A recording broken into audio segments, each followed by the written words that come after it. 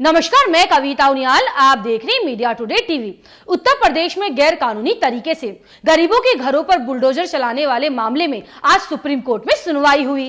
देश की सर्वोच्च अदालत ने जमीयत उलमा हिंद की अर्जी पर सुनवाई की। अदालत में जमीयत का पक्ष सीनियर एडवोकेट सीयू सिंह ने रखा, तो वहीं यूपी सरकार की तरफ से देश के जाने माने वकील हरीश साल्वे ने बहस की।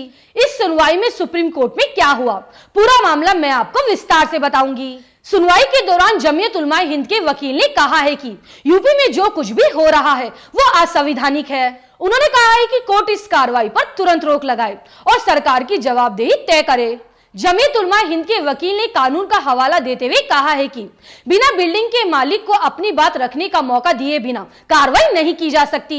जमीयत के वकील ने कानून का हवाला देते हुए कहा है कि बिल्डिंग के मालिक को 15 दिन का नोटिस और अपील दायर करने के लिए 30 दिन का वक्त देना जरूरी है।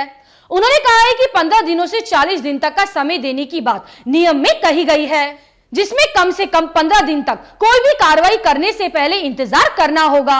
इससे पहले योगी सरकार की तरफ से सीनियर वकील हरीश साल्वे ने अपना पक्ष रखा। योगी सरकार की तरफ से कोर्ट में कहा गया है कि किसी भी धर्म को टारगेट करके कार्रवाई नहीं की जा रही है। हरीश साल्वे ने कहा है कि 2020 से योगी सरकार की तरफ से ये कार्रवाई चल रही है, लेकिन अभी तक कोई भी प्रभावित व्यक्ति कोर्ट में नहीं आया। हरीश साल्वे की दलील के बाद सुप्रीम कोर्ट की तरफ से कहा गया है कि कानून के पालन का आश्वासन देना चाहिए। कौन आया कौन नहीं आया ये जरूरी नहीं है।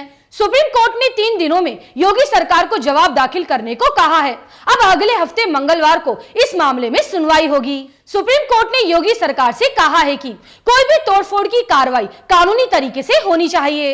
कोर्ट ने यह भी कहा है कि ऐसी रिपोर्टें भी सामने आ रही हैं कि यह बदले की कार्रवाई है। अब ये कितनी सही है हमें नहीं मालूम। ये रिपोर्ट सही भी हो सकती है और गलत भी।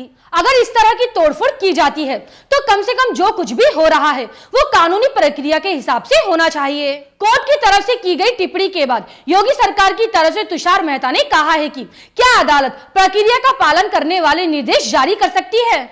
इस पर सुप्रीम कोर्ट ने कहा है कि हम नोटिस जारी कर रहे हैं, आप 3 दिनों में जवाब दाखिल करें, लेकिन इस दौरान सुनिश्चित करें कि कोई अनहोनी ना हो। जमीयत उलमा हिंद ने सुप्रीम कोर्ट का दरवाजा खटखटाते हुए कहा है कि कोर्ट योगी सरकार को निर्देश दे कि कोई भी उचित कार्रवाई के बिना तोड़फोड़ ना की जाए।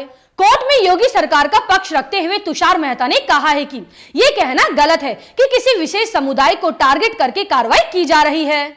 ये तो पुरानी प्रक्रिया है जिसमें महीनों पहले से नोटिस दिए गए थे।